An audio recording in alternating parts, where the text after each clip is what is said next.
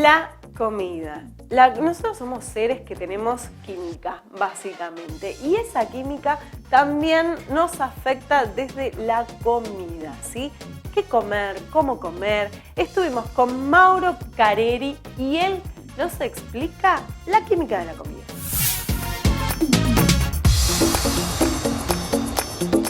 Los seres humanos somos química y los alimentos que ingerimos hacen que funcionemos, ¿no es cierto? Sí, completamente. Es importante siempre entender que las ciencias en líneas generales te llevan a tener una visión, te llevan a pararte como si fuera una especie de cerro en determinado lugar. Entonces, claro, la ciencia auxiliar de la química empieza a vernos a nosotros como fórmulas químicas. Y en realidad estamos en un momento, 2018, donde estamos tan atravesados de información, donde ya esto es como una especie de dado que se va completando con una, otra visión, y un punto de vista ayuda al otro y hace que uno pueda entender bien más o menos en el ajedrez en el cual está inserto, que son muchos puntos de vista. La química nos ayuda.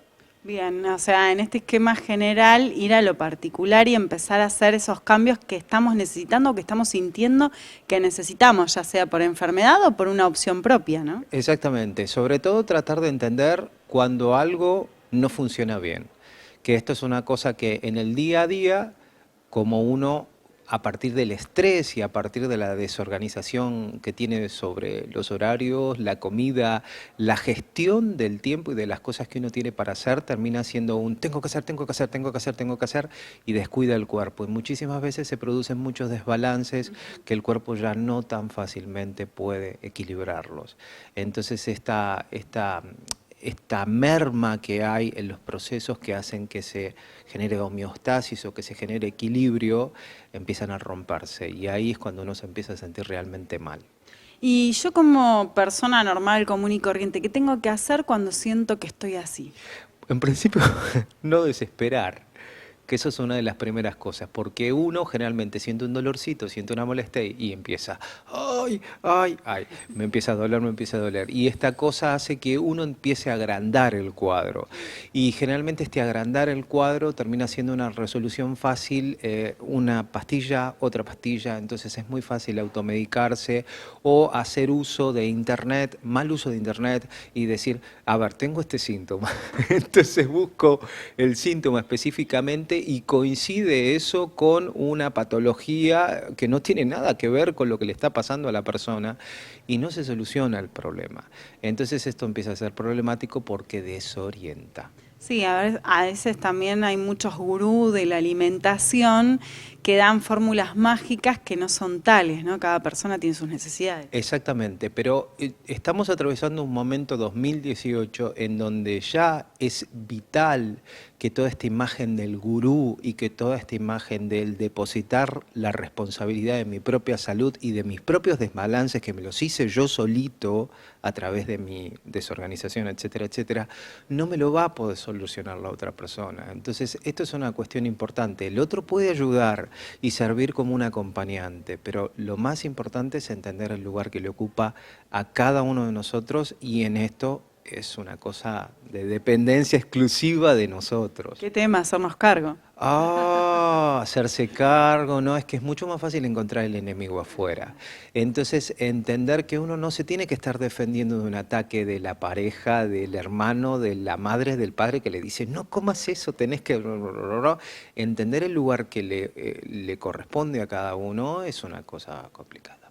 Y, a ver, yo quiero empezar a hacer algunos cambios en casa. ¿Algunos tips o algunas cosas a tener en cuenta? La primera es la más difícil de todas. Agarrar un celular y empezar a sacarle fotos a los platos que uno come. Cuantificar, digamos. Sí. Y esa es la más terrible, porque uno ve, le quedan los horarios. Es más, si se lo puedes mandar en WhatsApp a alguien, es genial. Te quedan los horarios, te quedan las cantidades, y uno empieza a tener un registro de esto comí ayer y esto otro comí ayer. Entonces, a lo largo de una semana, cuando uno tiene toda esa información, realmente empieza a entender qué es lo que le está pasando. Y es muy duro, porque realmente tomar conciencia de algo tan naturalizado como la comida, y como la comida sobre todo en cantidades y las mezclas que uno suele hacer, es difícil de aceptar y es difícil de asumir, saber que uno suele hacer exactamente siempre las mismas macanas para producirse un dolor de panza, una inflamación intestinal, etcétera, etcétera, y llegar a las 10:30 de la noche con la panza así y no poder dormir hasta las 3 de la mañana o tener que tomarse una pastilla para solucionar algún problema.